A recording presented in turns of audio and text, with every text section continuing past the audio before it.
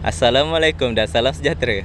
Sekarang saya berada di Kapal Lecah, Ulu Dom, Raub Pahang, di mana kerja-kerja pembukaan Jabatan Kopek Beli atau Jabatan Sementara sedang dilaksanakan oleh anggota pasukan 91 Regimen Bantuan RAJD.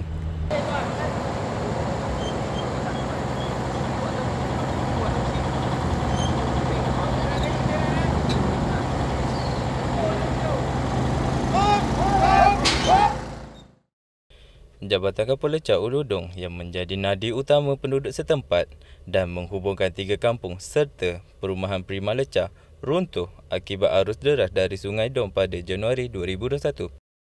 Susulan itu, Angkatan Tentera Malaysia melalui 91 Regimen Bantuan RAJD telah diatur gerakan bagi membina Jabatan Kopek Beli 200 kepunyaan NATMA.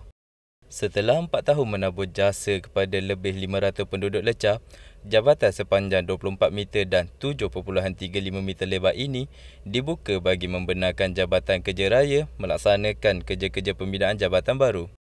Seramai 5 pegawai dan 77 anggota daripada 91 Regimen Bantuan RAJD telah mula melaksanakan kerja-kerja membuka jabatan ini sejak semalam. Anggota dibahagikan kepada 2 kumpulan, iaitu kumpulan pertama membuka jabatan dan kumpulan kedua memuat naik komponen yang telah dibuka ke dalam kenderaan pengangkut. Kerja-kerja membuka Jabatan Kopek Beli ini dijangka siap awal pagi Rabu.